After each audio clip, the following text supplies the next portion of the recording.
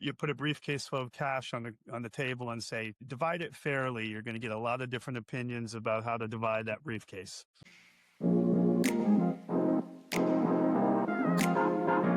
So today we're talking about how siblings have difficulty communicating oftentimes because they don't plan ahead. So let's talk a little bit about avoiding sibling rivalry today. How about that, ladies and gentlemen? Or sibling greediness. Ugh. That's to me what it seems to be a lot of times is You put a briefcase full of cash on the table and say, divide it fairly. You're going to get a lot of different opinions about how to divide that briefcase. right. Absolutely. So today we have Adam Gumson. Gumson. He's an attorney that helps families navigate through this. So Adam, tell us a little bit about your experience on dealing with siblings. Where did they start? Yeah. Can I just ask a question? The premise is based on the parents still being alive. Is that what we're saying now? Parents are still alive. Mm-hmm. So decisions can still be made. This is planning we're talking about, right? Right. Okay. So typically I'd be speaking to the parents about their own planning, but sometimes they'll bring in one of their children to help Okay. or get another set of eyes and ears. So I think the biggest issue is their children are not all in the same economic position. They're not in the same maybe cultural position. Some might be single, some might be married. So one of the things I see come up quite a bit is none of the children want to be disadvantaged. And so the parents want to name, say, 2 or 3 kids to agree on everything. And if you've ever had children or been around children, good luck in having 3 kids decide on what to do with the parents' property. So, example I give is, let's assume the parents have a cabin in North Carolina and they say they want all 3 kids to decide what to do with it. Child A wants to sell it. Child B wants to keep it. Child C wants to Airbnb it. Right. Who's right? Right. They're all right, for their own particular situation. And so I typically would talk to parents about not putting 3 cooks in the kitchen to try to decide something where they have 3 very varied backgrounds and 3 different ideas. Because it's not like the children are doing it maybe for ulterior motives. They just have different ideas about what's best. Right. Absolutely. So to me, naming 3 kids to be co-trustees, co-personal representatives, co-attorneys in fact, co-healthcare surrogates to make decisions. I think you're setting your kids up to lobby each other and try to get 2 against 1 and make decisions. And But what I is think your that advice? What is your advice to that parent? Is it choose the child that you think is going to be the most fair, the one that is the best off financially? How do you advise them? I think the best advice is to name the child who would make the decisions that you would make, who have the same values you do, because you want them to be an extension of your decision making and your values and your judgment. You should not be naming someone just because you don't want to ruffle their feathers by not naming them. And you often see parents who say, well, he or she's the oldest, or he and she lives near me, so I feel compelled. And that child may not have the makeup, the qualities to be the right decision maker. Because that child's a fiduciary. That child has to make decisions for the benefit of mom and dad and also for the benefit of his or her siblings. So to me, I try to counsel clients to choose the child, if it's going to be one of the children, who would be an extension of the parents' decision, who would do what the parents wanted and would think about it the same way that the parents would, not just name the oldest or the one who's closest because they feel compelled to do that. So if someone is the actual caregiver, as these parents are starting to go, decline, Sure. does that person in your mind get any sort of bonus points? I don't know what else to call it. Bonus points as a beneficiary or bonus points to be named as a decision maker? As a decision maker. As a decision maker, I would always say that the child who's living with the parents, living next door to the parents, living down the street is the one who probably is going to go to their doctors, who's going to be visiting them in the hospital when the doctors make the rounds at 7 a.m. or late at night. And the kid who lives in Alaska may be a great kid, but geographically, they're not able to do the same things as the child locally. So if I have 2 or 3 equal children, each of whom is the greatest child of all time, according to the parents, but one lives close and 1 or 2 don't, that's probably the ultimate decision as to who should be the one in charge first, because Right. you're going to have someone local who's going to be able to go to the appointments and know the doctors, and the doctors are going to know them. The bankers, the financial people are going to know them. So if and when mom or dad maybe suffer from dementia and are slowly deteriorating or pass away, there's not this immediate having to start from square one. There's some relationship that the child has built with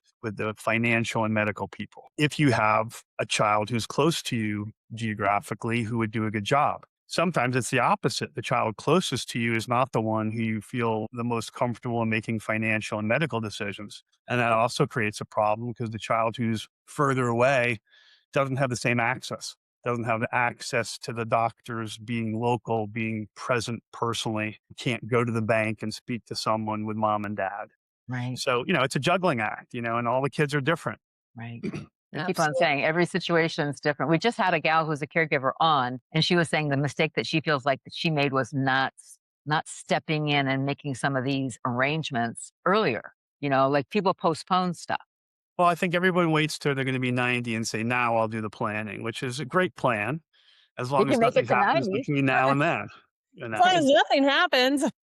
Um, if everything goes according to the odds, that's a good bet. But every day someone's in the hospital who wasn't expecting to be there. Someone dies who wasn't expecting to die. So just like you have health insurance, you don't have health insurance because you want to get sick. You don't have automobile insurance because you want to get in a car accident. You have these things just in case. I think a lot of people just put it too far on the back burner because they don't want to think about it. It's not fun to think about what if I'm disabled, what if I'm incapacitated, what if I die. So it's not a warm and fuzzy So, topic, but so it's I just would like I'd be anything else. curious, like, what kind of language would you give someone who's a caregiver?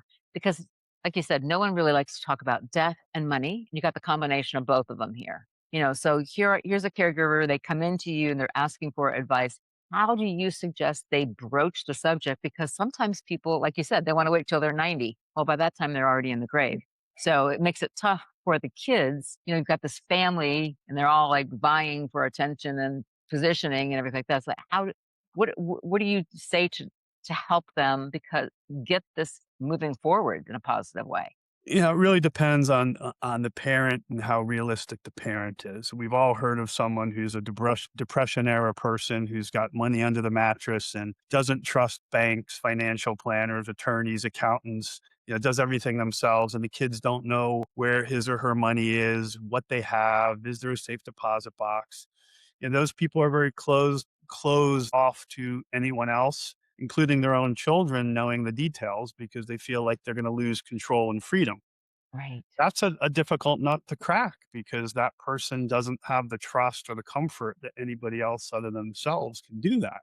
Right. The parent who understands that eventually this is going to happen to all of us. It happened to their parents, it happened to their older relatives, and they're realistic about understanding that the planning you do will make it easier for the family, not harder. And you don't want your family rifling through your desk when you're in a hospital trying to find out who your insurance is with or where your banking is and can they pay the mortgage payment? They don't even know who the bank is. So someone who's open to understanding that the more information they give to the caregiver, the better the care is going to give for them. Yeah. And the easier and quicker it is to transition if and when there's an incapacity or death. Right. What's Right. interesting that you say that about the parents, because I literally was having a conversation with someone who rebuilds homes, who was helping a son that had taken over their parents' house. And literally, when they went to move a couple of walls, they found like 20,000 in one wall, $10,000 in another. Literally, and I'm like, did they I don't know if they just forgot they put the money there or just forgot to tell their kids. But there's all this money they were finding. And one of the contractors said, I think the guy in there took some of it, though. And because I couldn't prove it, but I could have sworn there was more there when I looked at it at first. I'm like, oh, my goodness. So That's it is hilarious. amazing how some people just don't think ahead or they'll do things like that. And like, what were you thinking? That So, was a lot of money that could have been making interest. But anyway. Adam, how many times do you see people going into probate, which is an extended experience and not a pleasant one? If they see you ahead of time, they don't have to do that. But Way more people go through probate than should go through probate. Right. Probate happens when you die with an asset in your name that doesn't either have joint ownership or some sort of designated beneficiary. And so many people have bank accounts with no beneficiaries on them, or bank accounts with a primary beneficiary but no contingent beneficiary. So your primary beneficiary passes away and there's a blank and the bank doesn't know who to give the money to. And I get calls all the time from, say, the sole child who said, "Mom lived with me for 20 years. I set up the bank account with her. Why am I having to go through probate?" That's because the account didn't have a beneficiary on it. That's a simple thing that we've all done 20, 30 times in our life from the time we were 18 years old and got our first bank account, or if not before, where we Right. listed our mother and father as our beneficiary and then gradually maybe changed that as we got older. Right. But beneficiary designations are free. You all can on checking, savings, money market, CDs, 401ks, IRAs, life insurance, stock. They all have beneficiaries. But every day when I'm speaking to clients, I'm explaining how the probate process works. And there's just a lot of misperception out there about why people go through probate. So, you can do a lot of this on your own without an attorney's help by just making sure you're dotting I's and crossing T's on your own account, making sure every one of your beneficiaries, every one of your accounts has beneficiaries. And that's something that is not an expense. It's just something that you just have to pay attention to. The problem also is banks change hands. And so Oh, wow. last year, SunTrust and BB&T merged to become Truist. You have a lot of Truist account holders whose monies changed hands and they get a monthly statement, but what did not change hands was all the bank's internal forms, including the beneficiary designation. Oh my And gosh. we handled so many probates last year for Truist customers who had no idea that their account did not have a beneficiary on it because they set it up correctly with the prior bank. Right. We got to pay attention to that stuff. Right. Yeah. Yeah. We Well, just it's we just went interesting. through. Go I'm ahead. sorry. Go ahead. I just said we just went through and went through. I thought I had it all planned because my brother-in-law, when he passed, he thought he had it all handled. He thought he had his house sold, but he died like 2 weeks before it closed. Boom. 3 years later, it's a real hassle to go through. But we went through all my bank accounts. And they just had Hank's first name, Hank. But it needs to be legal. It had to be his legal name and an address and a phone number so they could follow up. And if something happened to the two of us at the same time, we get in a car accident or a plane accident, you need to have second and third beneficiary levels too, because you never know what's going to happen. Right. We get so many calls from clients who are selling their parents' house, and a week before the closing, the title agent tells them, "You're not the owner of the house. Your parents are, and we need you to open probate." And they call me, and I say, "Well, it's in mom and dad's name. It's not in your name. The deed is the title instrument. The deed shows the ownership." And they say, "But I have a will that says I'm the beneficiary." I say, "Well, yeah, you are the beneficiary. You will get the proceeds from the house, but not before you jump through all the hoops because you don't have the legal authority to sell the house." Probate is naming someone to have the legal authority to jump in. I think people think that the will is probate avoidance. I hear all the time, "I have a will, I'm good."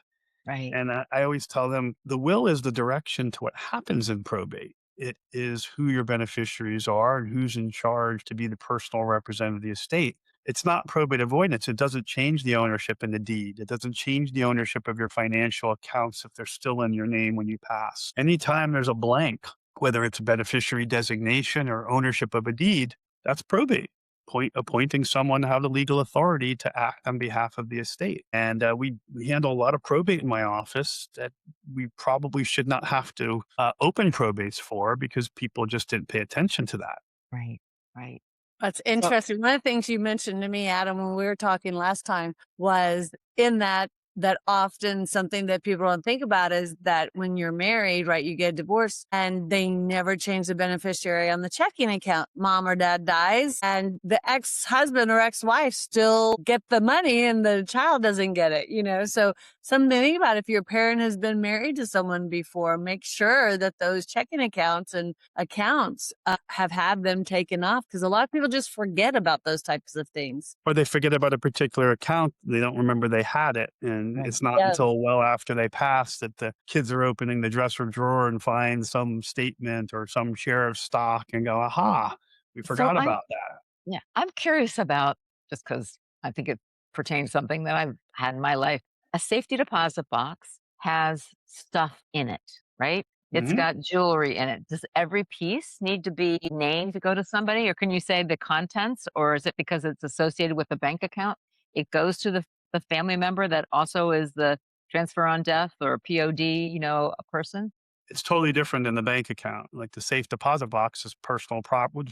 Depends what's in there, right? But Yeah. if we're talking about things like jewelry and coins and mementos, that's personal property. And one of the problems with safe deposit box is you may remember when we were all younger, you just signed a signature card. I remember when I was in college, my parents sent me the signature card and said, hey, now you're on the box now that you're older. So if anything happens to us, well, 9/11, there are a lot of anti-terrorism rules that banks have about safety deposit boxes, and you have to be on the box. You can't just show up with a key and go, I'm here to open box 123. You have to be on the box. These days, there are banking protocols from fingerprinting and all sorts of identification to make sure that you're the right person. And if you're not on the box when mom or dad die and there's no one else on the box, that box is closed and you have to open a probate to open the box. We had a case a couple of months ago, maybe 3 or 4 months ago, where we had to drill open the box and pay the bank $125 so they would drill it open. And when we opened the box, this is not a joke, there was a $100 bill in it. Oh my God.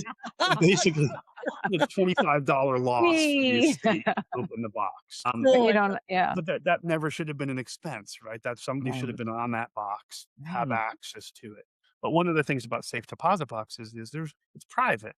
We don't know what's in there. And sometimes if you have multiple kids who are on the box, you don't know who's visiting the box until later. And all of a sudden mom's wedding ring is gone or some bracelet or necklace or some other memento. There's no real inventory of the box. So you have to be careful who you put on the box. Things can disappear. How many times have we heard, someone's jewelry or some other thing is missing and you can't prove it. You can't prove who took it. And that stuff just goes missing. Yeah, I just think I mean, even mom and dad pass, here's the house, there's all the stuff in the house. Does that need to be inventoried in the will? Or like, I mean, now I'm thinking, why does anybody have a will if it doesn't really protect you? Well, it protects you, but remember, everything in the house is part of the estate. So if you don't itemize it, it's just stuff that has to be valued. And we all have stuff that may have value, and we have other stuff that we might give away or throw to the curb. The personal representative's job is to try to maximize the value of the estate. So if you have Personal someone who's representative is the trustee. personal representative is the one in your name. There's probate, and then that personal representative has to inventory the assets. So and make go see an attorney and get everything documented properly, right, Adam? Absolutely. Well, there is Worth- something that Worth the clients weight in can, gold. there is something that clients can do that's not expensive. As part of the will, there's something called a personal property memorandum. So if you wanted to carve out some things for particular beneficiaries without having to change your will every 2 weeks when you get a new piece of jewelry or a new picture on the wall, you can sign a memorandum of personal property. It doesn't have to be witnessed and notarized. It just has to be signed and dated. So we often have clients making lists of things, not necessarily the most expensive things, but things that may have sentimental value. So maybe a particular piece of jewelry you want to give to a particular niece or nephew, maybe not the children, but someone a little bit further away who's not in the will or in the trust, but you want them to have some things. And that's free. You can do that memorandum as many times as you want, as long as you sign and date it, as long as someone finds it. We keep a lot of those memorandums in the safes in our office with the wills and trusts so that it's not just inadvertently lost or someone who finds it who doesn't like what's in the memorandum, crumples it up and throws it away. But, that person can sign a memorandum to divvy up the stuff that's important. The other stuff, we all have furniture. We all have a couch that's missing a leg or that's broken here or there. Some of it may be valuable. Some of it may just not be. And then either the personal representative trustee has to determine the things that are valuable. We have to sell because that's part of the estate. And the things that are not worth anything, we're going to either donate or throw to the curb. So, Adam, what would be, say a caregiver is early on in this journey and their their health is starting to fail and they're starting to have to really pay attention and care for their parent. Like, what would be that, like, almost checklist for them of what to make sure is in place so that they don't have to deal with all of that? Like, what would be those key things to implement right away if the parent isn't already? From a document point of view, in addition to the will or trust, there are 3 documents that help when someone's incapacitated, not when they die. That's when the will and trust take over. But if they're incapacitated, there's a durable power of attorney, which allows someone to make financial decisions, things like banking, paying the mortgage, selling the car, liquidating the stock. a healthcare surrogate, which allows someone to make medical decisions, speak to doctors, give consent to treatment, access to records, apply for benefits. And then the third document is a living will, which we've heard death with dignity. If I'm terminally ill, keep me comfortable, keep me medicated, but I don't want to be artificially prolonged in a machine. I don't want to be force fed through IV. Give me pain medication, but let me go peacefully. Those documents, those three, power of attorney, healthcare surrogate, and living will, have nothing, excuse me, nothing to do with how much money you have. They're decision-making documents. My youngest son just went to college. I had him sign those documents because as soon as he turns 18, he's an adult. And I have no legal authority to speak to his doctors and get private, confidential HIPAA information. I have no authority to use his bank account unless I have the authority under those documents. Whether your child is 18, an adult, or you have an 80-year-old mother or father, if you don't have those documents and someone's incapacitated and you don't have authority to make financial or medical decisions, you're calling me for guardianship and having to go through the guardianship process to get the legal authority to act for someone when those documents would have permitted you to do so without having to go to court and spend that kind of money. So those are all decision making. People think when I think attorneys give bad names to documents and to their profession. Estate planning sounds like, you're Rockefeller, you're Kennedy. So, you think about these very, very wealthy families, but everyone has an estate, whether it's a dollar, whether it's whatever. But those documents, the durable power of attorney, healthcare surrogate, and living will, have zero to do with how much money you have. They allow someone to make decisions for you if you can't make them for yourself. So your family doesn't have to go to court and get the legal authority to do so. Right. That's awesome. Thank And you. We can appreciate someone see what those look like before going into an attorney? I mean, is there stuff online? Are there things where you can kind of research a little bit so you start to have a feel for? There are a million documents online. I know that there's so many different variations of it. So, I've seen some great forms online. I've seen some horrible ones. I mean, each state has state-specific rules about how to sign them, how many witnesses, whether it has to be notarized. So one of the problems with the internet is you can get a lot of information. You just don't know where it's coming from, who Yeah. prepared it, is it valid for your situation? And there are blanks to fill in. If you don't understand the blanks, sometimes I see people leave things blank because they just didn't know. 30 years ago, I wrote away for a $9 will because I thought, God, I can't afford the paper and the folders, for $9, let alone charge someone $9 for a will. And it was a form like you can find on the internet now, but it required you to sort of understand what the blanks were. And I've seen a lot of people in my career who get forms for free at Office Depot or some other place, but they leave a lot of stuff blank or they don't include things. And so they have documents that are valid, but are omit like the person that you're appointing. So, who's in charge and it just has a blank there. Or I had one In other person. words, going to see a professional is probably your wisest move. Yes, absolutely. I just had to That's ask. like saying I'm going to go to the grocery store to have my teeth cleaned, Yeah. Yeah. I've tried to cut my hair a couple of times. It doesn't end well. Exactly. It does not end well. Yeah. Well, we appreciate you being on here and offering information for any of our listeners who are listening that have more, questions. I'm going to put Adam's link down below. You can reach out to him. If you're in South Florida, he is available for just small little fee. He'll take good care of you. But it's going to save you a lot.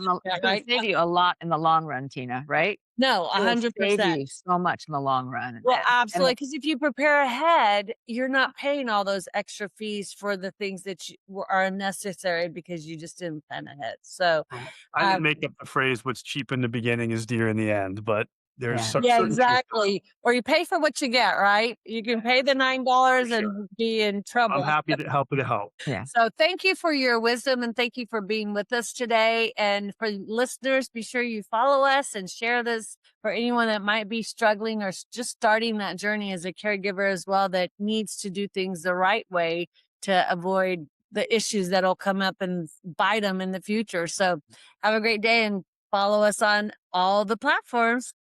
Thank you for joining us today. Subscribe and come back next week for more expert guidance, real support, and even a little laughter.